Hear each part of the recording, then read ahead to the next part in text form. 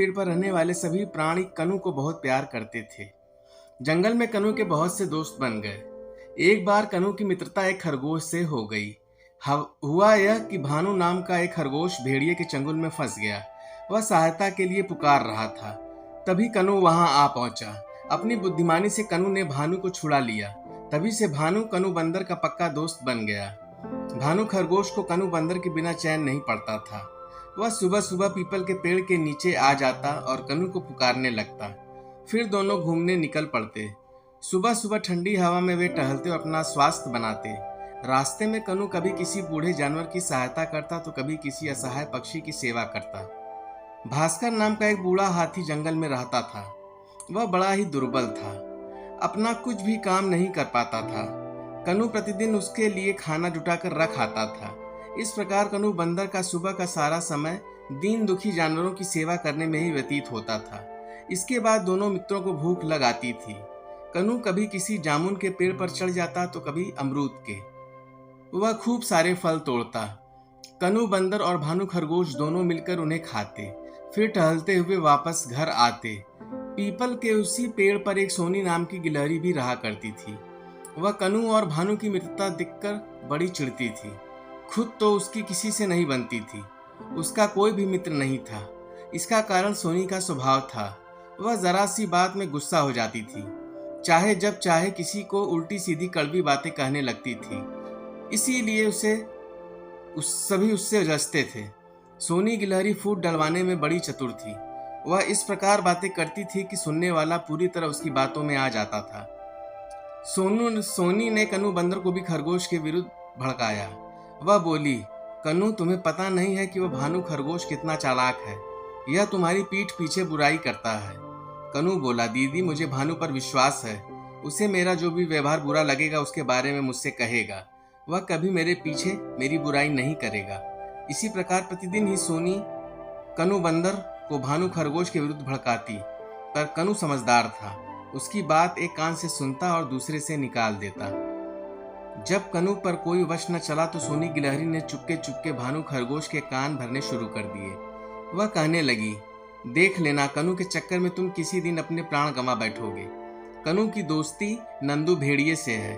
वह किसी दिन तुम्हें उसके हवाले जरूर कर देगा। इसलिए वह तुम्हें पाल रहा है। सोनी की बातें धीरे धीरे भानु के मन पर असर करती गईं। उसके मन में कनु बंदर के लिए मित्रता जैसा कोई भाव न रहा। दोनों साथ घूमने जाते पर भानु खरगोश पहले की भांति प्रसन्न मन से बातें न करता। कनु समझ गया कि जरूर कुछ दाल में काला है। हो न हो सोनी गिलहरी ने ही भानु के कान भरे हैं। वह भानु से बोला, मित्र मैं देख रहा हूं कि तुम्हारे मन में मेरे लिए पहले जैसा स्नेह नहीं है। मन में स्नेह न रहने पर कैसी मित्रता। फिर अच्छा हो कि हम अपनी मित्रता ही समाप्त कर दें। यह सुनकर भानु सकपका गया। फिर गुस्से में भर कर कहने लगा, मित्र को कभी अपने मित्र का बुरा नहीं सोचना चाहिए। मैंने तेरे लिए क्या बुरी बात सोची है? कनु ने पूछा। तुम मुझे नंदू भेड़िए को खिलाने की बात सोचते हो, भानु ने कहा। कनु पूछने लगा, यह तुमसे किसने कहा है? मैं तो मित्र के साथ धोखा करने की बात सोच भी नहीं सकता। सोनी गिलहरी ने मुझे यह बात बताई, भानु बोला। कनु कहने लगा, दोस्त तुम्हें अपनी बुद्धि से काम लेना चाहिए। सोच विचार कर कदम उठाना चाहिए। कुछ प्राणी ऐसे ही होते हैं जो दूसरों की को सुखी नहीं देख सकते। वह बिना किसी कारण के उनकी बुराई करते हैं, उनमें फूट डलवाते हैं, उनमें लड़ाई करवाते हैं। ऐसे नीचता के कार्यों में उन्हें सुख मिलता है। उनकी बातों में आकर हमारा कुछ भी भला नहीं होगा। तो क्या सोनी गिलहरी झूठ बोल रही थी? भानु पूछने लगा। कनु ने उसे बताया कि सोनी गिलहरी ने उसे भी भानु के विरुद्ध बहुत भड़काया था, पर उसने सोनी की बातों को कोई महत्व नहीं दिया। वह सोनी के स्वभाव से परिचित था। सोनी का काम ही यही है। भानु की समझ में भी सोनी की चालाकी आ रही थी। वह कहने लगा, तुम ठीक ही कहते हो मित्र। दूसरे की बातों में आकर मित्र पर अविश्वास करना ठीक नहीं। एक ही बार सोच समझकर मित्र बनाना चाहिए। फिर मित्रता का हमेशा निर्वाहन करना चाहिए। मित्रता की आड़ में धोखे की बात तो नीच और दुष्ट ही सोचा करते हैं। तुम्हें मुझे भेड़िए को ही खिलवाना होता तो फिर पहले ही क्यों बचाता। फिर वह कनु के पैरों पर गिरते हुए बोला, मैंने तुम पर अविश्वास किया है, मुझे माफ कर दो। भानु को उठाकर उसकी पीठ सहलाते हुए कनु बोला, मैंने माफ किया, पर आगे ध्यान रखना, कभी दूसरों की बातों में ना आना। तुम्हें मुझसे जो शिकायत हो सीधे सीधे मुझसे ही कहना। जो दूसरों की बातों में आकर बहक जाता है, मित्र पर अविश्वास करने लगता है, वह जीवन में सच्चा मित्र कभी नहीं पा सकता।